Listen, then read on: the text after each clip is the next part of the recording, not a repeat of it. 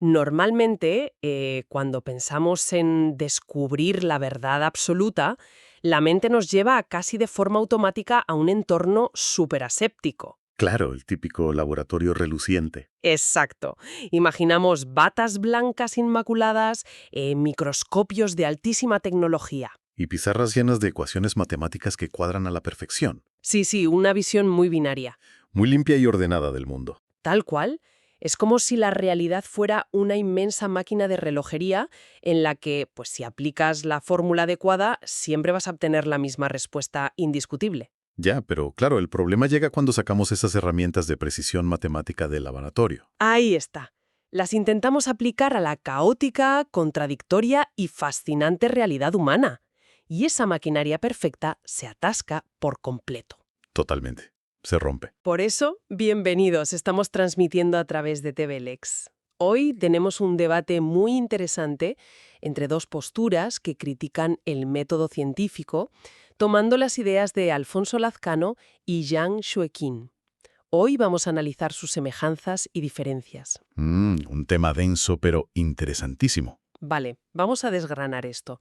La misión de nuestra inmersión profunda de hoy es atrevernos a examinar una de las vacas sagradas indiscutibles de la sociedad moderna. Que es el método científico en sí mismo. Eso es. Y para ello nos vamos a sumergir en fuentes sumamente provocadoras, incluyendo las transcripciones de conferencias de dos pensadores que, a priori, provienen de mundos totalmente opuestos. Así es. Por un lado, tenemos al doctor Alfonso Lazcano. Que habla desde el rigor estructural del ámbito jurídico. Y por otro, al profesor Yang Xueqin, que nos interpela desde el terreno de la educación y las ciencias duras. Lo cual es un contraste tremendo. Pues lo fascinante aquí es que, aunque a nivel cultural, se nos ha entrenado desde la infancia para venerar el método científico como la herramienta definitiva. La infalible, la que nos lleva a la verdad. Exacto. Ambos autores argumentan que este método presenta limitaciones severas. Y ojo, no hablan de pequeños fallos de cálculo. No, no. Hablan de grietas fundamentales que aparecen cuando cruzamos la frontera hacia la creación humana, el desarrollo de la cultura y la chispa de la verdadera innovación. A ver, para aterrizar esto un poco, empecemos por plantear una situación cotidiana. ¿Qué sucede cuando intentamos forzar la aplicación de las reglas científicas, frías y calculadoras, a las normas que rigen nuestro comportamiento humano? Pues que no encajan. Lazcano sostiene que tratar de meter el estudio del derecho en el molde rígido del método científico es, sencillamente, un error monumental. Totalmente. Y para ilustrar el porqué, utiliza una analogía casera que, bueno, me parece brillante. Compara el método científico con una receta tradicional para hacer pan de muerto. Un ejemplo muy visual, sí. Ya sabemos cómo va esto. Se necesita leche, huevos, harina, levadura en proporciones exactas y meter la masa al horno a una temperatura milimétricamente controlada durante un tiempo específico. Y el punto clave de esa analogía es la contención de las variables. Claro. La premisa de la ciencia pura, como observar la ley de la gravedad o medir el punto de ebullición del agua, es que la materia no tiene voluntad. No decide si quiere hervir o no. Exacto.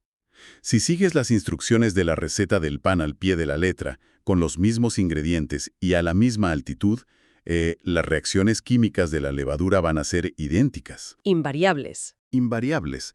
En la física o la química, los caprichos humanos o el estado de ánimo de quien hornea no alteran el resultado final de la ecuación termodinámica. Claro, claro, pero es que intentar trasladar esa rigidez metodológica al mundo de las leyes y las normas sociales es como intentar usar una ecuación de física para resolver un divorcio complicado. Madre mía, imagínate. Imposible, o sea, las variables humanas, los resentimientos, las historias personales o las presiones económicas son, pues, elementos demasiado caóticos para meterlos en una hoja de cálculo. Y es ahí donde el método colapsa. Entonces, ¿qué significa todo esto para el derecho? Si no podemos usar fórmulas mágicas, ¿cómo enfoca Lazcano la naturaleza de lo legal? Bueno, hay un matiz muy importante en cómo Lazcano redefine la disciplina. Él argumenta que debemos dejar de tratar el derecho como si fuera un producto natural. No es algo que brote del suelo. Eso es. No es un árbol, no es una formación rocosa que podamos medir con un calibrador. Es un producto enteramente cultural y sobre todo mental. Ya. En su conferencia ofrece un ejemplo visual que aclara mucho esto. Muestra al público una taza de barro blanco, concretamente de la Corte Interamericana. Y esa taza tiene una existencia objetiva innegable. Claro, si la sometemos al método científico, pues todos llegaremos a la conclusión empírica de que refleja la luz de color blanco y está compuesta de silicatos de barro. O sea, se puede tocar, se puede pesar en una báscula, tiene volumen. Efectivamente, tiene materia física. El derecho, por el contrario, no se puede pesar. No lo pude raspar para ver de qué está hecho. No tiene una existencia física en el mundo real. Su existencia depende única y exclusivamente de algo tan frágil como el consenso humano. Y tela con el consenso humano. Como nos demuestra la historia constantemente, es tremendamente maleable. Evoluciona, muta y cambia dependiendo de, pues, la geografía, el momento histórico y el bagaje cultural. Totalmente. Piensa en cualquier política de recursos humanos en una oficina moderna para entender esto. A ver. La regla corporativa está escrita en un manual de forma rígida, casi científica. Pero el día a día está lleno de excepciones por pura empatía humana. Porque alguien tuvo una crisis familiar o un problema de salud. Eso es.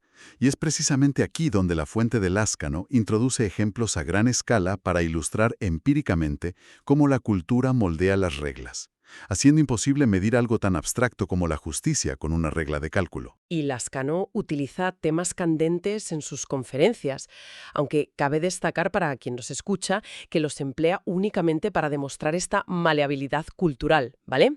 Sin tomar partido en absoluto. Sí, como un reporte imparcial de la realidad. Exacto. Menciona, por ejemplo, el intenso debate en torno a las pensiones vitalicias de los altos magistrados. Un ejemplo perfecto de la fricción entre la norma matemática y la percepción social. Ahí le has dado. Porque, a ver, se puede calcular con una fórmula matemática si es justo o no que ciertos funcionarios reciban pensiones extraordinarias argumentando una alta preparación académica, cuando simultáneamente un porcentaje altísimo de la población de ese mismo país vive en pobreza extrema. Es que los números del presupuesto pueden cuadrar perfectamente en el Excel gubernamental. Claro, matemáticamente cuadra. Pero el consenso social sobre lo que es justo estalla por los aires. Totalmente. O fíjate en los contrastes legislativos que también expone Lazcano al hablar de derechos reproductivos. Este es otro caso donde no toma ninguna postura, solo compara hechos. Sí, es un tema muy ilustrativo. Compara cómo en lugares como la Ciudad de México, la interrupción del embarazo ha pasado a conceptualizarse jurídicamente como un derecho fundamental y de salud pública. Mientras que en la misma región latinoamericana, países como Paraguay sostienen normativas diametralmente opuestas. Diametralmente. Llegando, según expone Lazcano, a obligar legalmente a menores de edad a llevar a término embarazos producto de violencia. Y ahí es donde entra la disonancia. Porque la biología humana es exactamente la misma en ambos territorios. El hecho científico de la gestación es idéntico. Invariable. Lo que cambia drásticamente, y lo que dicta la norma, es la cultura y la moralidad subyacente de cada sociedad. Y hay otro caso que menciona la fuente que me parece de manual para entender esto. El famoso caso de las Juanitas, en el estado mexicano de Chiapas, relacionado con la paridad de género. Ostras, ese caso es súper representativo. La ley intentó aplicar una cuota electoral estricta, casi una fórmula científica, exigiendo equidad del 50% en las candidaturas. Pero, claro, ¿qué pasó en la realidad humana? Se postularon las esposas o familiares de varios políticos para cumplir matemáticamente con la norma. Cumplían la hoja de cálculo. Sí, pero en cuanto ganaban las elecciones, estas mujeres renunciaban para que sus suplentes, que casualmente resultaban ser los hombres de su familia, asumieran el cargo. Es fascinante y terrible a la vez. La fórmula científica de la paridad funcionó en el papel, el 50% se cumplió en el registro, pero la realidad sociopolítica engulló la norma. Y este es el núcleo del argumento de Lazcano. La ciencia busca axiomas, verdades universales que no dependan de la interpretación de nadie. Pero el derecho, al igual que la sociología o la antropología, es una disciplina fundamentalmente interpretativa. Claro, por eso la justicia nunca va a poder ser un algoritmo automatizado. Requiere de una evaluación constante del contexto, de las intenciones ocultas. Y de lo que los romanos llamaban prudencia. Que es el arte de aplicar la regla general al caso particular de forma humana. Vale. Queda claro que el método científico no es la herramienta adecuada para las disciplinas sociales. Pero, y aquí damos un salto mortal. A ver. Si aceptamos que fracasa al crear leyes humanas, podríamos pensar, bueno, al menos sigue siendo el rey indiscutible en su propio terreno, en los laboratorios y las ciencias exactas. Sería lo lógico. Pero, ¿y si ni siquiera ahí funciona como nos han contado? Aquí es donde se pone realmente interesante. Fíjate en la postura radical del profesor Yang Xueqin. Uf, es un enfoque que levanta ampollas en la academia, desde luego. Yang lanza una crítica que va directo a la yugular de nuestros cimientos educativos. Totalmente. Su argumento principal es que el sistema actual, mediante el cual Occidente comprende el universo, y aquí hablamos de pilares intocables como la teoría del Big Bang, la evolución darwiniana y el materialismo, ha dejado de ser una herramienta de descubrimiento. O sea, ya no descubre. Según Yang, se ha osificado hasta convertirse en un dogma, en un paradigma rígido que nos negamos a cuestionar. ¡Ostras! Es que, en la fuente, Yang señala lo que él denomina anomalías flagrantes en la astrofísica contemporánea para respaldar esto. Y el mecanismo que describe es fascinante. Sí, explícalo. Pues explica que si el universo realmente comenzó con una expansión primordial hiperconcentrada, tal como dicta el modelo matemático del Big Bang, la física básica nos dice que toda la materia debería expandirse hacia afuera de forma relativamente uniforme y lineal. Claro, como la onda expansiva de unos fuegos artificiales. Ahí le has dado. Pero la observación telescópica nos muestra una realidad mucho más desordenada. Se observa que la expansión galáctica es sumamente irregular. Hay cúmulos de galaxias que viajan a velocidades incomprensibles. Y en direcciones que desafían los cálculos, mientras que otras estructuras se mueven a ritmos mucho más lentos o parecen agruparse de formas anómalas. Y para mí, la crítica más feroz de Yang no es la anomalía en sí, sino cómo reacciona la comunidad científica ante ella. ¿Cómo reacciona? Pues Yang afirma que, ante un aluvión de datos empíricos que contradicen frontalmente las matemáticas del modelo base, los científicos prefieren inventar parches. ¿Parches matemáticos? Exacto. Por ejemplo, el concepto de la materia oscura. Ah, claro. Como la gravedad de la materia visible no es suficiente para explicar por qué las galaxias giran tan rápido sin despedazarse, en lugar de admitir que la teoría podría estar equivocada, introducen una materia invisible, Indetectable. indetectable, que casualmente aporta la masa exacta que falta en la ecuación. Yang sugiere que prefieran inventar un fantasma matemático antes que tener la humildad de abandonar su paradigma favorito. A ver, un momento. Aquí me pierdo un poco y necesito, no sé, cuestionar un poco esta premisa. ¿Acaso Yang está insinuando que todo el conocimiento científico que hemos acumulado durante siglos es inútil solo porque hay anomalías en la expansión galáctica? Ya, suena extremo. ¿No es pasarse un poco de frenada? Quiero decir, la aerodinámica hace que los aviones vuelen, los GPS funcionan, los antibióticos salvan vidas. O sea, la ciencia funciona. Esa resistencia que sientes es comprensible y lógica. Pero a ver si conectamos esto con el panorama general. La intención de Yang no es quemar los laboratorios. ¿Vale? Él no está negando que la ciencia empírica produzca tecnología útil.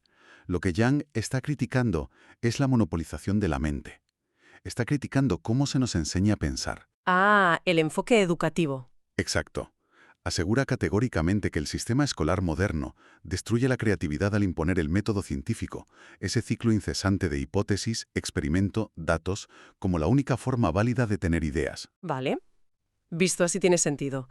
Nos acostumbran a pensar en plantillas prefabricadas. En la fuente, Yang pone un ejemplo que a cualquiera que haya pasado por un instituto les sonará. Sí, el del ensayo literario. Ese. Menciona cómo incluso en algo tan fluido, emocional y artístico como debería ser escribir un ensayo literario, las escuelas fuerzan a los alumnos a usar una estructura casi científica. Tesis, evidencias, conclusión. Tal cual. Debes diseñar una tesis principal, buscar exactamente 3 evidencias textuales y escribir una conclusión. Es un enfoque totalmente mecánico, de cadena de montaje. Aplicado a un proceso que debería ser orgánico. Y para rematar, Yang comparte un apunte histórico súper polémico, pero muy memorable. Cuéntame. Afirma que si repasamos las biografías, veremos que ningún gran científico en la historia, ni siquiera gigantes del calibre de Einstein o Newton, tuvieron sus ideas más rompedoras usando el método científico paso a paso. ¡Ostras! Es verdad. Yang sostiene que los verdaderos saltos cuánticos del intelecto llegaron a través de canales muy diferentes, a través de la intuición profunda, la imaginación desbordante. E incluso, según sus propias palabras, canalizando lo divino. Exacto. Para él, un verdadero genio funciona más como un artista visionario. Sugiere que leer un buen libro o ver arte es como un portal al universo. Expande la mente de una forma que un microscopio jamás podrá hacer. Es una visión casi mística. Las revelaciones que transforman épocas enteras no se encuentran rascando el fondo de un tubo de ensayo. Sino sintonizando con una realidad superior. Vale, llegados a este punto, nos topamos de frente con una paradoja fascinante. A ver si estamos pensando en la misma. Seguro que sí. Si cruzamos ambas fuentes, tenemos por un lado a Lazcano diciéndonos que el método científico no sirve para redactar normas humanas justas. Sí, Y por el otro, a Young, diciéndonos que tampoco sirve para tener ideas revolucionarias.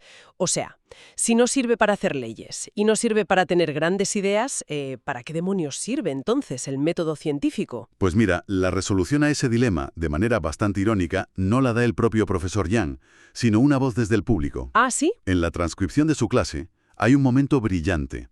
Un estudiante interrumpe y sugiere que tal vez nos hemos equivocado de definición.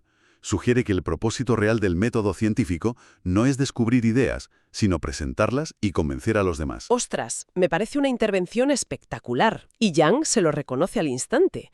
Piénsalo bien, la lógica es aplastante. Totalmente. Si un investigador se planta en un congreso y dice, oigan, anoche tuve un sueño supervívido en el que vi la estructura del átomo, la comunidad lo tildaría de charlatán. Lo echan a patadas, vamos. Nadie creería a alguien diciendo «lo soñé». Claro, pero si esa misma persona se encierra en su despacho, traduce esa intuición salvaje al lenguaje estructurado del método científico, si diseña un experimento reproducible y presenta unas gráficas, entonces el mundo entero se detiene a escuchar y le dan un premio Nobel. Exactamente. Se convierte en el lenguaje de la justificación. Y si cruzamos esta idea de la presentación persuasiva con Lazcano, la conexión es brutal. A ver. Lazcano explica que en el ámbito jurídico, los abogados y jueces jamás comienzan con una hipótesis rígida, no parten de la teoría, parten de la realidad, del conflicto humano. Lo que él llama el infierno de la realidad. Eso es. Lo que formulan a partir de ahí es una pregunta de investigación abierta. Y usan metodologías no para descubrir verdades absolutas universales, sino para argumentar y justificar soluciones. Claro, como las metodologías de análisis de contenido de Krippendorff que se mencionan en las fuentes.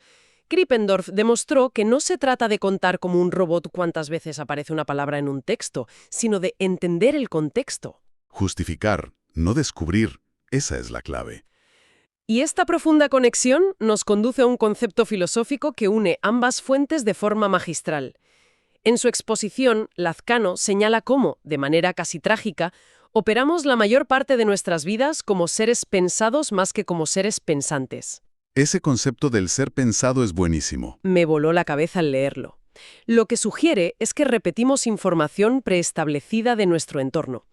Creemos que pensamos, pero solo reciclamos discursos. El individuo se convierte en un vehículo de su cultura.